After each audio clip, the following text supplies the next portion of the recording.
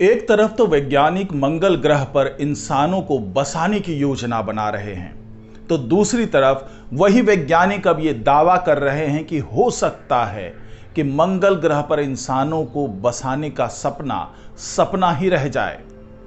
क्योंकि इस बार जो कुछ हुआ है वहां पर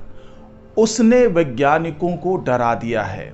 और इसमें सबसे अहम भूमिका रही है हमारे सूरज की। इसी सूरज के कारण अब वैज्ञानिकों को लगता है कि उनके जो तमाम मार्स मिशन हैं वो खतरे में पड़ गए हैं। तो आखिरकार ऐसा क्या हुआ है मंगल ग्रह पर जो पहले कभी नहीं हुआ,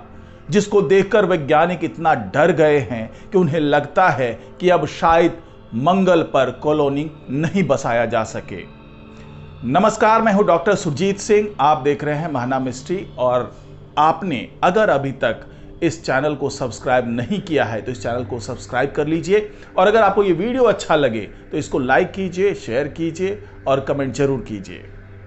और जिस तरह की बात वैज्ञानिकों ने बताई है इसके बारे में तमाम जानकारी मैं अभी आपको देने जा रहा हूं, तो इस वीडियो में आखिर तक जरूर बने रहिएगा। वैज्ञानिकों ने बताया है कि सूरज से निकला हुआ महाविनाशक सौर तूफान मंगल ग्रह के सतह से टकराया है और इसने इस रेड प्लैनेट को ऑरोरा और रेडिएशन से घेर लिया है। लिहाजा इंसानों के लिए वहां जाने की बात तो छोड़िए, अब दूसरे मिशनों के भविष्य भी अधर में लटक गए हैं। और इसका सबसे खतरनाक पहलू यह है कि यह महाविनाशक सौर तूफान पहले पृथ्वी की ओर बढ़ रहा था, लेकिन अचानक कुछ ऐसा हुआ कि तूफान ने अपनी दिशा मंगल ग्रह की तरफ बदल लिया, जिससे पृथ्वी की तरफ आने वाला महाखतरा टल गया। नासा ने एक बयान जारी करते हुए कहा है कि पिछले एक साल में सूरज काफी ज्यादा सक्रियता दिखा रहा है, क्योंकि वो अपने 11 साल के साइकिल के करीब पहुंच गया है, जिसे सोलर मैक्सिमम कहा जाता है। नासा ने बताया कि हाल के महीनों में सौर गतिविधियों में भारी इजाफा हुआ है, जैसे कि एक्स क्लास फ्लेयर्स, सबसे शक्तिशाली सौर फ्लेयर्स और कोरोनल मास इजेक्शन या प्लाज्मा नामक जो आयनित गैस के बड़े बादल हैं और जो चुंबकीय क्षेत्र सूर्य के बाहरी वायुमंडल से निकलते हैं, इन घटनाओं में काफी इजाफा हुआ है।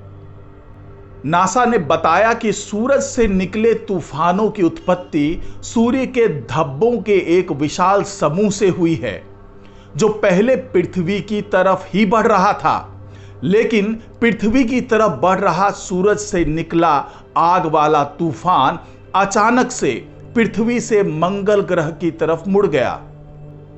वैज्ञानिकों ने मंगल ग्रह पर सौर तूफान के प्रभावों को प्रत्यक्ष रूप से जानने के लिए लाल ग्रह के चारों ओर परिक्रमा करने वाले बहुत से ऑर्बिटर और साथ ही इसकी सतह पर चलने वाले रोवर्स का इस्तेमाल किया है, और यह बेहतर ढंग से समझने के लिए कि भविष्य में मार्स पर पहले अंतरिक्ष यात्री किस तरह के विकिरण स्तर का अनुभव कर सकते हैं, उसे भी जानने की कोशिश कर रहे हैं।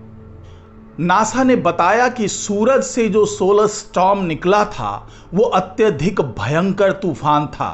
और सोलर ऑर्बिटर अंतरिक्ष यान ने जो आंकड़े जुटाए हैं उससे पता चलता है कि 20 मई को सूरज से X12 फ्लेयर निकला था और वो मंगल ग्रह से टकराया है।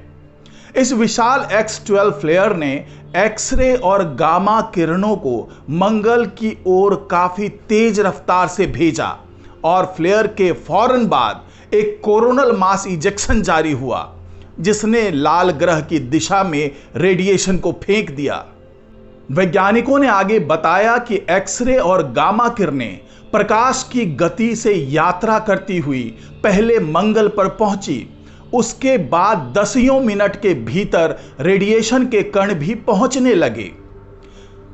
अब मंगल ग्रह पर मौजूद क्यूरियोसिटी रोवर, जो वर्तमान में मंगल ग्रह के भूमध्य रेखा के ठीक दक्षिण में गेल क्रेटर की खोज कर रहा है, उसने सौर तूफान के दौरान अपने नेविगेशन कैमरों का उपयोग करके ब्लैक एंड व्हाइट तस्वीरें ली है। नासा के मुताबिक इन तस्वीरों में बर्फ जैसी दिखने वाली सफेद धारियां क्यूरियोसिटी के कैमरों से टकराने वाले आवेशित कणों का परिणाम है।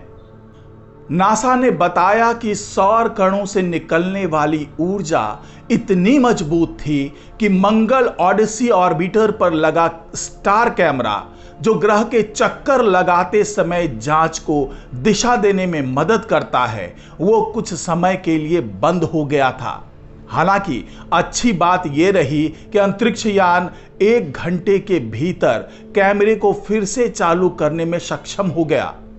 पिछली बार ओडिसी को इस तरह के चरम सौर व्यवहार का सामना 2003 के सौर तूफान के दौरान करना पड़ा था, जब एक X-45 फ्लेयर ने ऑर्बिटर के विकिरण डिटेक्टर को घेर लिया था। वैज्ञानिकों ने कई मंगल मिशनों से डाटा लेकर के उसका जब विश्लेषण किया तो वैज्ञानिक ये देखने में सक्षम हो गए कि सौर तूफान कैसे सामने आया और इसके क्या परिणाम होने वाले हैं। आपको बता दें कि अगर यह सौर तूफान पृथ्वी की तरफ बढ़ता तो उसका असर सैटेलाइट पर पड़ सकता था और कम्युनिकेशन नेटवर्क खतरे में आ सकता था। इसके अलावा बिजली संयंत्रों पर भी इसका गहरा असर पड़ सकता था। तो यही वो डर है वैज्ञानिकों का, जिसके कारण उन्हें लगता है कि आने वाले दिनों में अगर इस तरह के सौर तूफान लगातार मंगल ग्रह पर पहुंचते रहे तो वहां पर किसी भी तरह का मिशन चलाना बहुत मुश्किल हो जाएगा।